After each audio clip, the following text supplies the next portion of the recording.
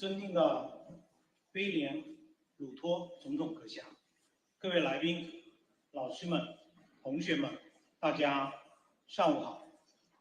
在这个春和景明的美好时节，我们相聚在庄严古朴的北京大学办公楼礼堂，共同欢迎肯尼亚共和国总统威廉·鲁托阁下到访北京大学，并发表演讲。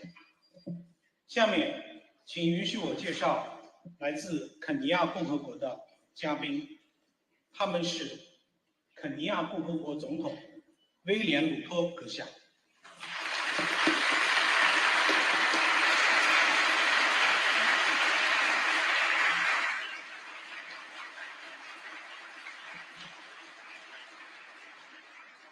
总统夫人雷切尔·鲁托女士。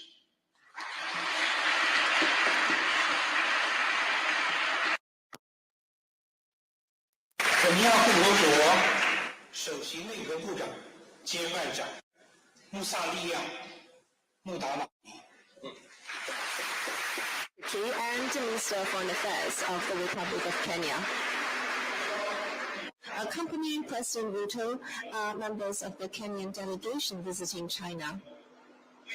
Welcome, everyone.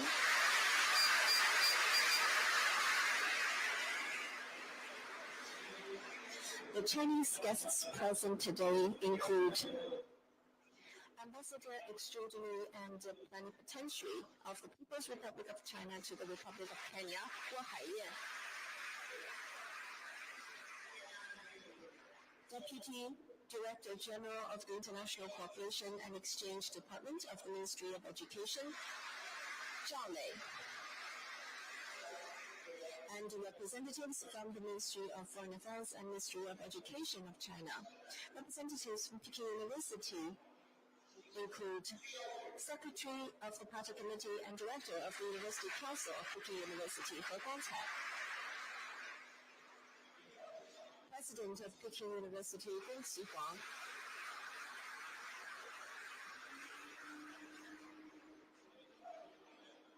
Executive Deputy Secretary of the Party Committee and Executive Deputy Director of the University Council, Chen Baojing.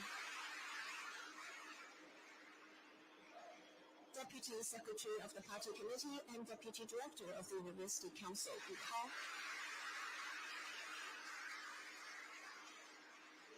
As well as faculty and student representatives from various departments of Peking University. Thank you all for joining us. I'm Fang Fang, Vice President of Peking University.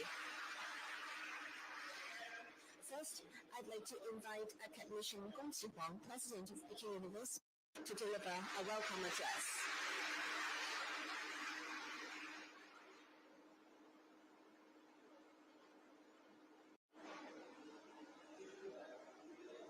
Distinguished President William RUTO, distinguished guests and friends, teachers and students, good morning.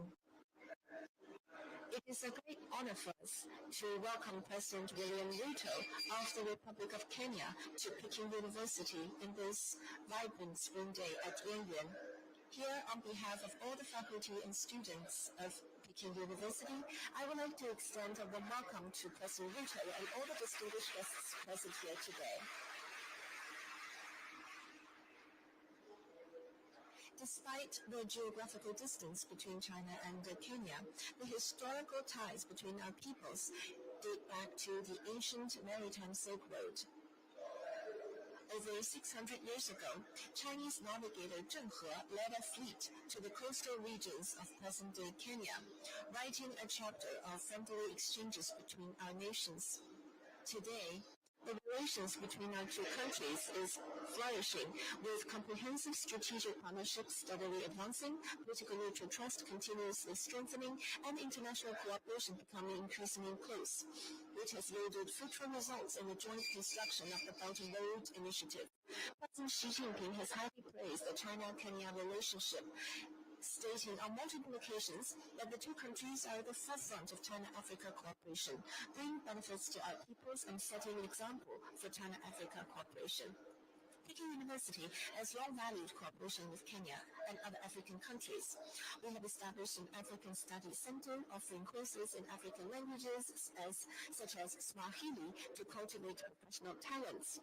We have also engaged in joint archaeological excavations with the Kenya National Museum to enhance research of historical exchanges between China and Kenya. In 2016, under the personal guidance of President Xi Jinping, the Institute of South-South Cooperation and Development was established at Peking University, training a large number of high-end talents in governance and administration for developing countries, including Kenya.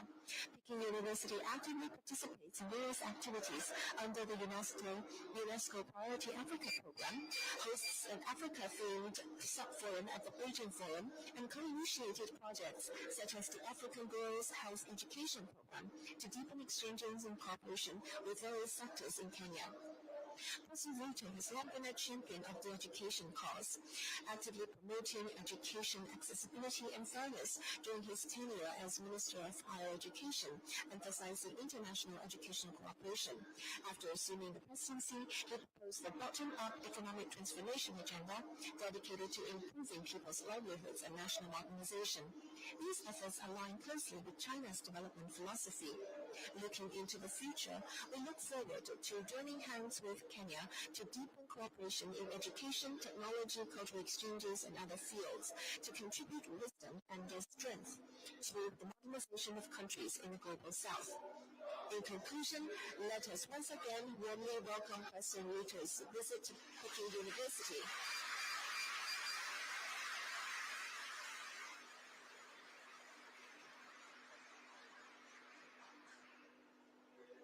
And wish the President and his delegation a successful and fruitful visit to China. Thank you.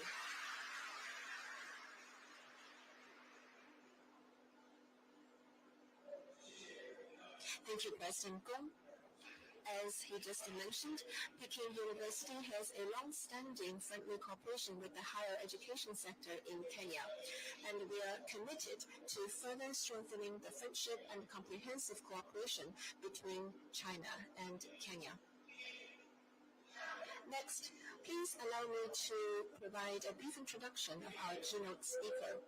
William RUTO, the fifth president of the Republic of Kenya, has held various important positions in Kenya, including Minister of Agriculture, Minister of Higher Education, and Deputy President. President RUTO is a graduate of the University of Nairobi with a PhD in plant ecology. His governing philosophy emphasizes economic transformation, agricultural modernization, and sustainable development, with a particular emphasis on improving the living standards of the Kenyan people through a bottom-up economic model.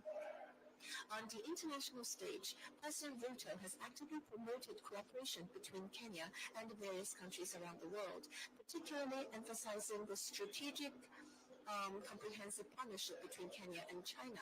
Under his leadership, cooperation between China and Kenya in infrastructure construction, trade, education, and cultural exchanges has continuously deepened. Now, let's warmly welcome President William RUTO to deliver his speech.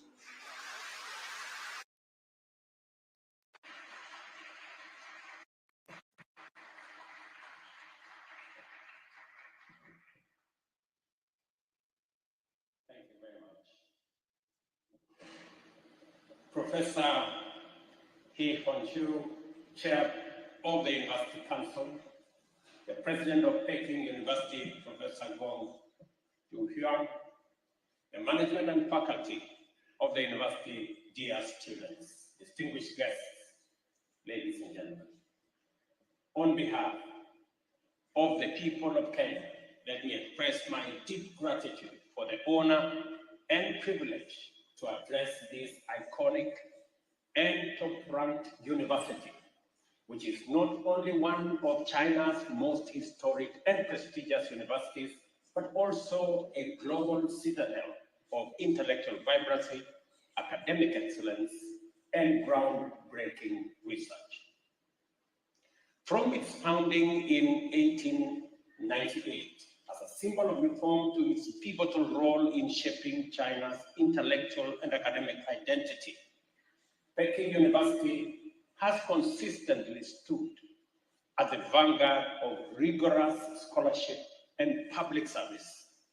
I commend your leadership, faculty, and the entire community for cultivating a world-class institution that fosters mutual understanding, talent development, and knowledge sharing between China and the world.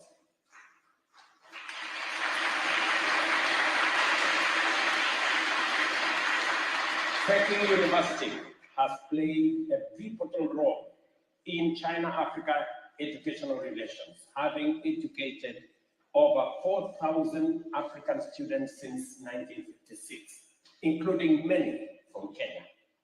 We are proud of our academic collaboration, including the partnership with Kenyatta University in literature and cultural studies. These exchanges and the scholarships you provide are building lifelong people-to-people bonds and transforming lives in very tangible ways. Indeed, education is a pillar of our diplomatic partnership. As Kenya, and as we deepen our focus on science, technology, and innovation, we welcome further partnerships with Chinese institutions, particularly in STEM fields, that is artificial intelligence, biotechnology, and the creative economy. Kenya's Silicon Savannah is established at Concert Technopolis, and our upcoming National Artificial Intelligence Strategy offers a unique platform for cutting-edge collaboration between Kenya and China. Ladies and gentlemen, we gather at a time of profound and accelerated global change. From regional conflicts, economic shocks, and climate disruption, to cyber insecurity and demographic shifts, the challenges we face today are complex, interconnected, and urgent. But within these challenges are opportunities for renewed partnership, bold thinking, and reimagined global architecture. Africa and China have emerged as pivotal partners in this shifting landscape, bound by history, powered by mutual interest, and grounded in a shared future. 2 days after Kenya gained independence, in December 1963, China opened its embassy in Nairobi, becoming the 4th country to do so. Our ties have only deepened since, culminating in the establishment of a comprehensive strategic cooperative partnership in 2017. China is now sub-Saharan Africa's largest trading partner and Kenya's largest overall. We export tea, coffee, flowers, and more. And I trust many of you may have enjoyed a cup of Kenyan tea or coffee, or a bouquet of fresh flowers or roses from Kenya. Over 3,000 Chinese companies operate in Africa, 500 of them in Kenya, most from the private sector. Our cooperation under the Belt and Road Initiative has delivered flagship infrastructure projects, including roads, ports, and the standard gauge railway infrastructure that is reshaping national connectivity and regional integration. But even as we celebrate these achievements, we must confront a sobering truth. The post-war multilateral system is broken, dysfunctional, and no longer fit for purpose. And the escalating trade tariff war may be its final death blow. Allow me, ladies and gentlemen, to give my perspectives on 4 key aspects, namely peace and security, the climate change crisis, the global financial architecture, and matters global trade, and suggest possible ideas on the way forward. On the United Nations and the UN Security Council, no other circumstance other than the post-war situation would have made the current structure of the UN, and more particularly, the UN Security Council, and that is the 5 permanent members with individual powers, an acceptable peace and security architecture. The Security Council, once a beacon of peace and diplomacy, now has 1 permanent member invading one country, while another member takes sides in conflict, in direct contradiction to the Council's own resolutions. Yet today, the permanent members live in denial and resist reform, even as the Security Council becomes less and less legitimate and its relevance is being put to question. On the other hand, the global multilateral financial architecture is simply outdated. The Bretton Woods institutions recently celebrated their 80th anniversary. 80 years ago, we all know 2/3 of the world's nations did not exist as states when this architecture came into being. The IMF was established to buttress the gold standard, fixed exchange rate system, a system that collapsed 50 years ago. The World Bank, on the other hand, was established to rebuild Europe, an assignment now very well overtaken by events. This financial architecture that we have today presents 4 intertwined challenges.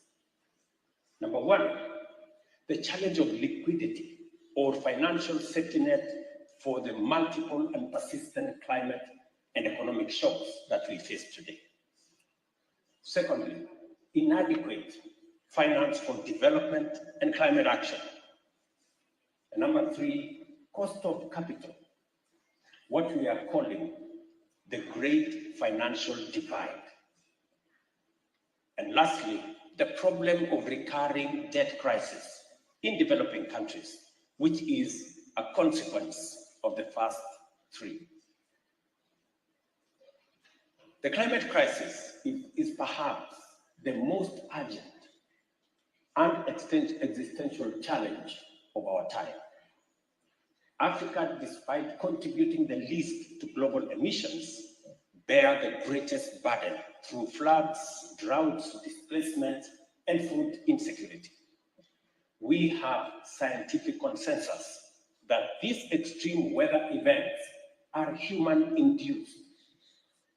But even if it were otherwise, decarbonization of the economy is progress in its own right.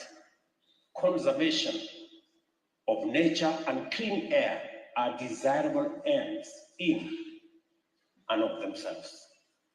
But 30 COP conferences later, national interests continue to stand in the way of global collective action, notwithstanding the fact that the atmosphere has no national boundaries.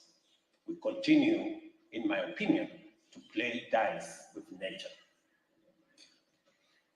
When the World Trade Organization was mooted in 1945, world trade consisted primarily of goods. The wealthy industrial countries exported manufactured goods, while the less developed countries exported primary products and raw materials. But today, the world of trade has changed dramatically. Trade in services now accounts for a quarter of global trade and are growing 3 times faster than the merchandise trade. The business process outsourcing, BPO commonly known as, and IT-enabled services, which were inconceivable in 1945, are currently in the order of US $300 billion and projected to grow at 10% annually over the next decade. Trading services, particularly digitally enabled services, defies the traditional goods logic, as it enables professionals in developing countries to compete with their counterparts in industrialized countries with a lot of ease. But this leveling of the playing field goes beyond digital services. For example, affordable air travel enabled medical tourism to emerge as a growth industry. Ladies and gentlemen, having contextualized the situation as it is now, allow me at this point to suggest my views on where I consider the opportunities of the future to be. Let me put some context to this. For the first 45 years of its existence, the post-war multilateral system was shaped by bipolar ideological divide of the Cold War. This divide, the East-West divide, suggests that we are unable to overcome the bipolar of that era, or the bipartisanship or bipolarism of that era. Seemingly, there appears to be Cold War warriors that are unable to see a world that is not ideologically polarized and are determined to reinvent a polarized world by every means possible. In a world where globalization is no longer an option, but an existential imperative, any polarization is undesirable, unnecessary, and untenable. 2 structural forces, in my opinion, have driven globalization, namely technology and demography. They are irreversible. Until very recently, perhaps no more than a decade ago, it was taken for granted that the industrialized West would maintain a competitive advantage in high technology industries, while the global South would remain in low-tech, labor-intensive, and primary goods industries. Today, disruptive cutting-edge innovation can pop up anywhere in the world. The DeepSeek AI disruption and Kenya's revolutionary mobile money transfer technology are glaring signs of our times.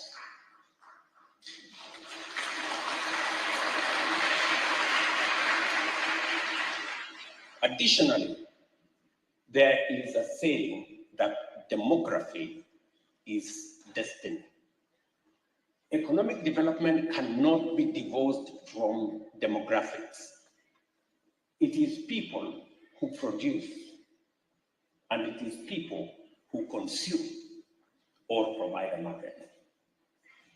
At the dawn of African independence in 1960, the combined population of the US and the European Union at 520 million was double that of Africa at 260 million. 6 decades on, it is the opposite or the reverse. Africa's population of 1.5 billion is now double the combined US-EU population of 800 million. The demographic dynamic has an inevitability about it. Aging societies would want to reverse the trend, but there is very little they can do about it. So, inevitably, capital will have to flow to where the workforce is. At 19, Africa's median age is less than half of Europe and comparable to China's median age in the mid-70s. By 2050, Africa will account for a quarter of the world's workforce, the same proportion for China today. Let me tell you this. If the first half of this century belongs to China, the second half of this century belongs to Africa.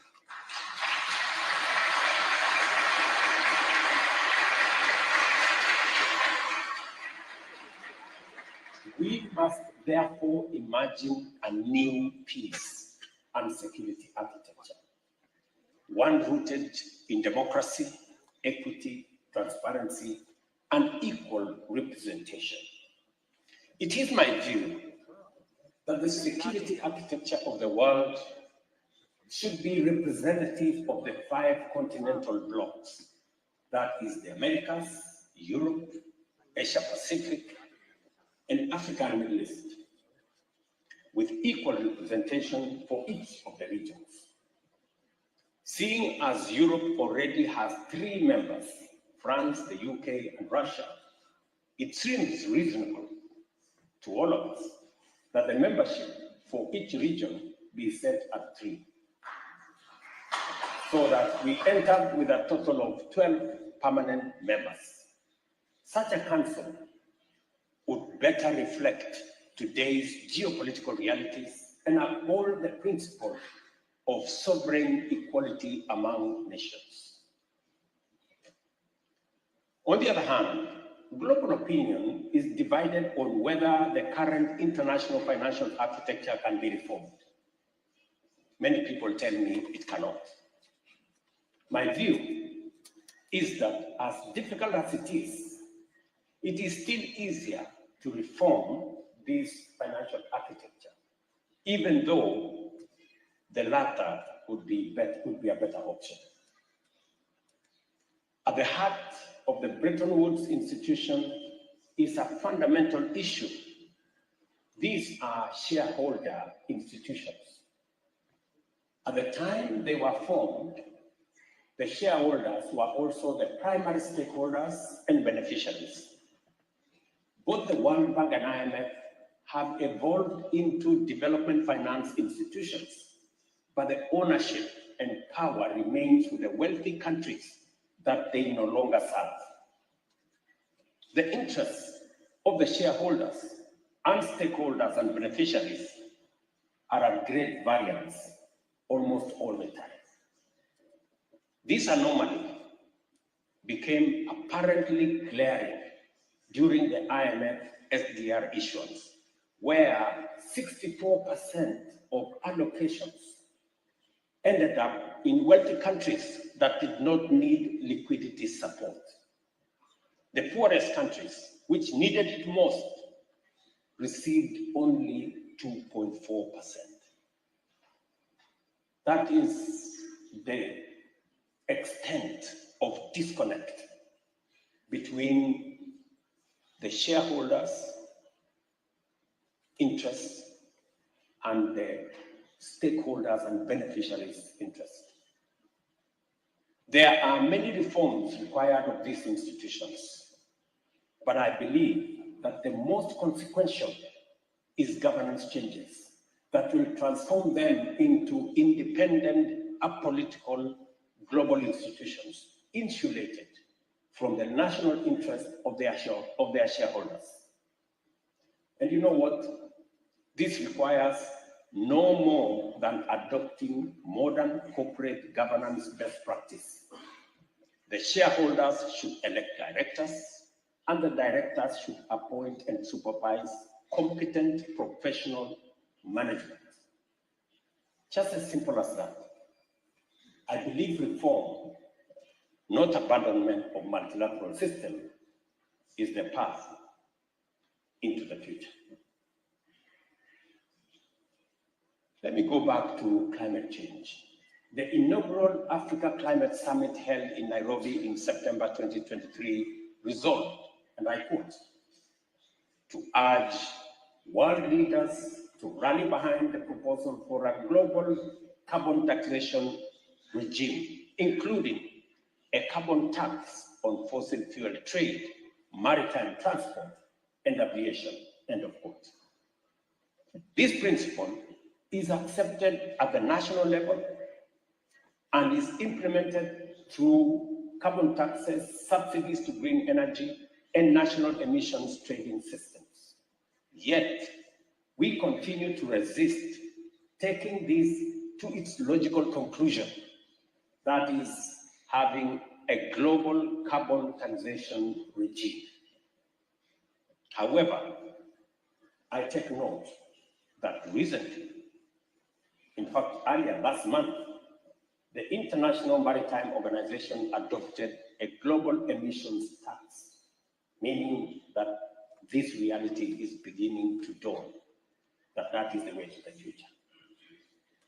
Kenya, on the other hand, generates 90% of its electricity from renewables and has enshrined climate adaptation in law. Nairobi is now home to the second headquarters of the Global Center on Adaptation, the first global institution co-located in both the Global North and Global South. I wish to commend China for its leadership in renewable energy technologies, particularly in solar power and electric vehicles.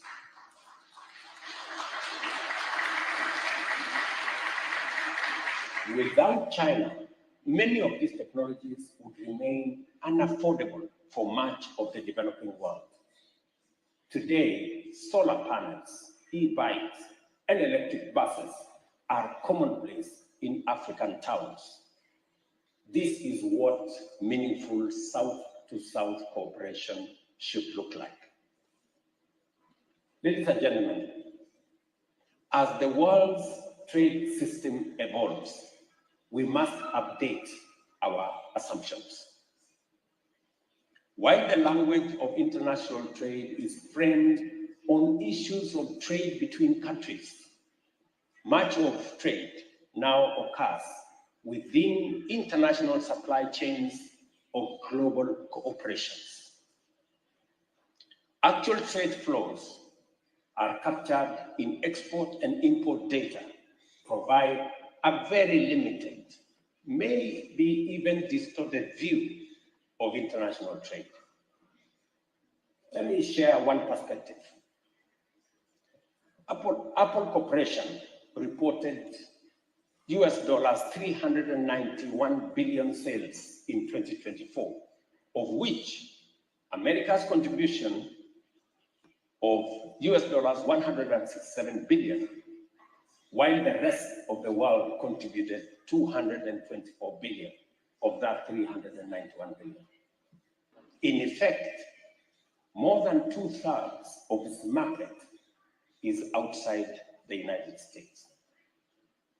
Nike, another example, reported sales of 49 billion US dollars, 21 billion in North America, and 28 billion from the rest of the world. By and large, America's global corporations generate between half and 2/3 of their business abroad. The question we have to ask is, how is this value distributed? When Levi's or Calvin Klein jeans are stitched in Kenya or Cambodia, then sold in China or India, with the profits accruing to the Global North Corporation, which share of the value is global trade and which is not? It's a question I hope some of the students in this university will explore. It stands to reason that when the entire value chain is factored into the trade equation, North America enjoys an even more significant commercial surplus from the global trade than is reflected in the trade figures we are currently working with. Indeed, this is the conclusion reached in a study by the European think tank Center for Economic Policy Research, published in 2024, which was titled Globalization and Profitability of US Firms. Let me quote them, and I quote, "Lower trade barriers allowed North American firms to enter new markets and utilize their intangible assets to boost profitability. Foreign profitability of US firms increased by much more than domestic profitability." End of quote. It is an assignment to all of us as we discuss matters trade to know that the statistics that are available do not give a full picture of what values and what trade we are working with. There is a big difference between numbers of trading goods that is not complemented with numbers trade in services and other intangibles. Kenya's response to these realities is rooted in economic diversification and regional integration. Through the Africa Continental Free Trade Area, we aim to unlock value chains and markets across our 1.4 billion strong continent. Nairobi, our capital, serves as a UN headquarters in the Global South and as a hub for environment, finance, media, and innovation. We are also a diplomatic hub. Kenya has remained a non-aligned nation committed to peaceful resolution of conflict and sovereignty and mutual respect. We support the One China policy, a two-state solution in the Middle East, and dialogue, not escalation, in the Russia-Ukraine conflict. As we say in Africa, when two bulls fight, the grass suffers. Let us choose understanding over confrontation. Kenya's greatest asset is its people, young, skilled, and entrepreneurial. Over 80% of our population is under 35, and we are building institutions and ecosystems that will harness this demographic advantage through education reform, digital innovation, and youth entrepreneurship. Initiatives like our Silicon Savannah at Concert Technopolis and our Big Five University Research Cluster are also attracting global partnership. Peking University can play a pivotal role in this future. We encourage deeper cooperation through scholarships, artificial intelligence research, innovation labs, and student exchanges. We envision a digital future that is Kenya in location, Africa in identity, and global in impact. Ladies and gentlemen, Kenya and China are not merely trade partners. We are co-architects of a new world order, one that is fair, inclusive, and sustainable. Let us measure our success, not in GDP growth or trade volumes, but in how many lives we uplift, how many futures we secure, and how much dignity we restore.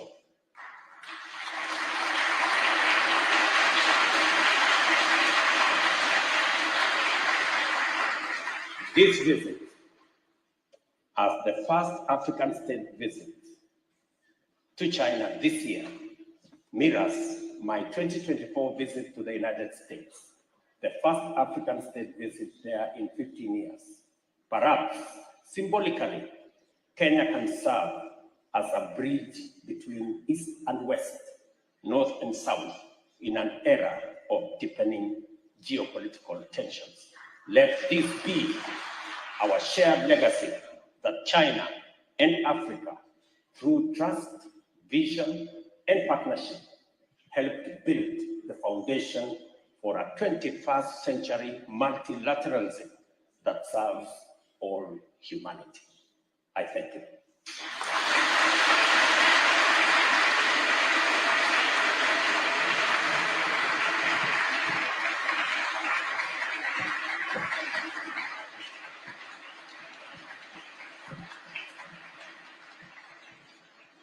感谢总统阁下的精彩演讲，您的远见卓识给我们留下了深刻的印象。您关于非洲可持续发展道路的分享，以及对当前国际形势下非洲国家国际合作前景的展望，为我们提供了极具启发性的新视角。和总统阁下进行互动交流，请同学们举手提问。在提问前，先做一下自我介绍。好，我们先请右边中间的这位同学。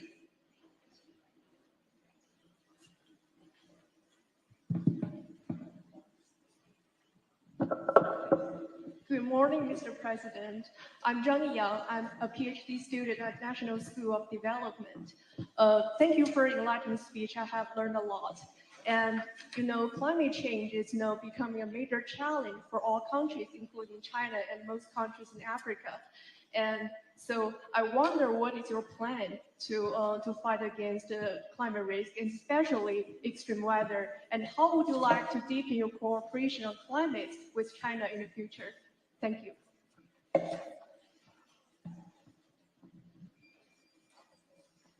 Thank you very much. As you say correctly, climate change has no boundaries. The effects of climate change affect all countries, maybe not in the same way, not as the bigger burden is shared by countries in the global south, maybe to a great extent in Africa. And we should step up what I said in my statement. The current international financial architecture do not have the requisite resources to finance development and climate action. And that is why it is our belief that there is need for reform of the international financial architecture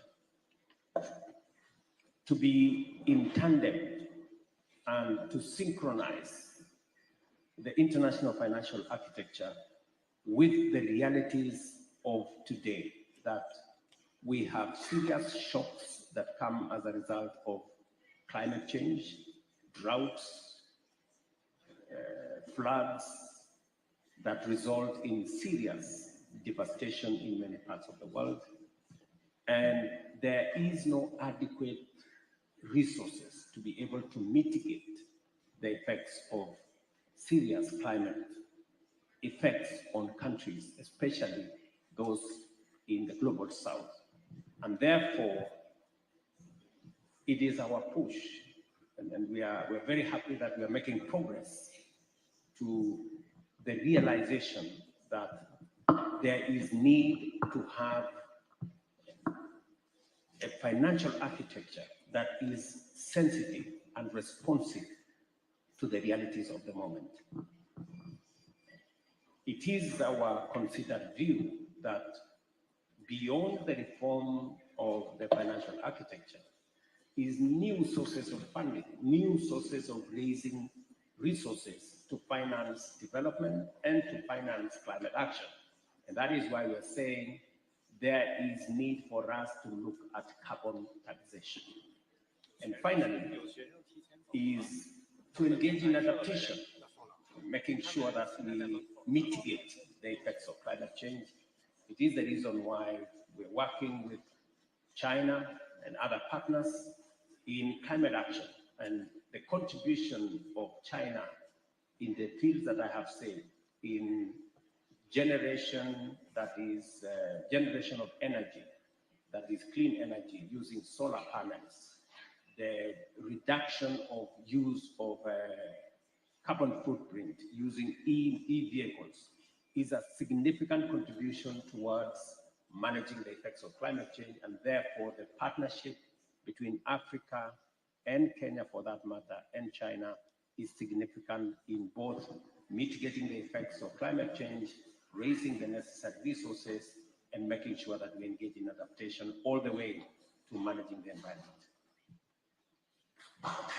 Thank you very much. 谢谢总统阁下。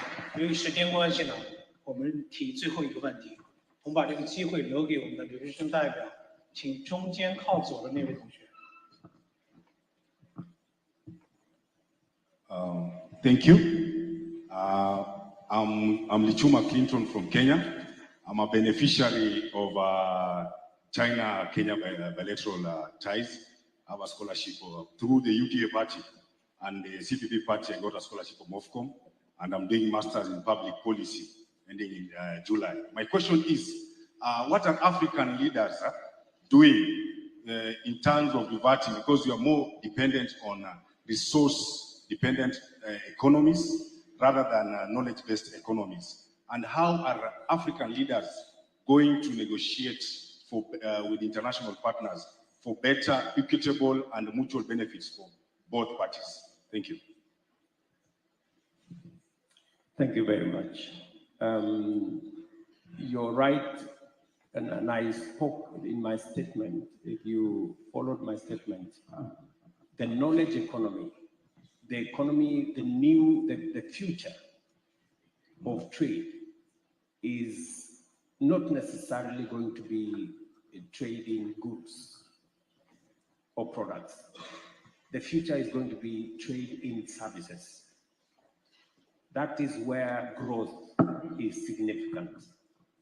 And trade in services means that we invest in people, we invest in education, we invest in training. It is the reason why Kenya spends 30% of our national budget in education and training. We spend $5 billion every year in education because the future is in people and trading services. It is also the reason why, working with friends from all continents, we are expanding our footprint on fiber optic to be able to do more on digital jobs, digital commerce, because that's where the future lies. And so even as we look into the future, we are making ourselves competitive by investing in the areas that have growth going into the future. That's number one. Number two, we are also reforming our institutions. For example, the Africa Union is being reformed so that we can better negotiate, we can improve our tools of negotiation with other parts of the world, so that even if it is trading goods or even trading services, we can negotiate better if we build the muscle to act together. It is also the reason why there is the South-to-South cooperation that brings into the equation the relationship between Africa and China and Asia and others, so that we can better negotiate ourselves into business, into opportunities, into the future, and also insulate ourselves from unilateral action from others who may want to take advantage of the muscle that they have. So this whole building of coalitions that would help improve our position of trade, of investment, are the two sides of what we are doing. We are investing in our people so that we create advantages for the future, especially in the areas of trade, in services and other spaces, and especially as we look into the future, Africa is going to have a quarter of the world's workforce by 2050. That gives us advantage. And we need to make sure that we sharpen that workforce. We make it fit for purpose so that we can take full advantage of that workforce the way China has taken in half of this century. We intend to prepare ourselves to take over the advantage in the next half of this century. Thank you very much.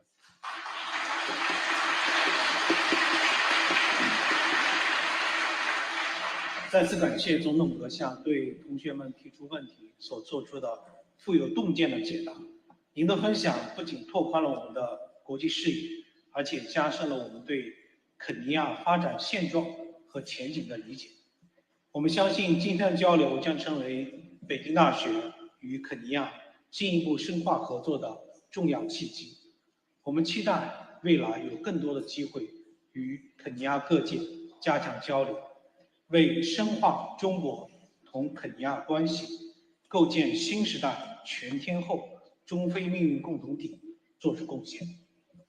接下来，我们有请何光彩书记代表北京大学向总统阁下赠送纪念品——北京大学大学堂牌匾。我们也请何书记、龚校长与总统阁下合影。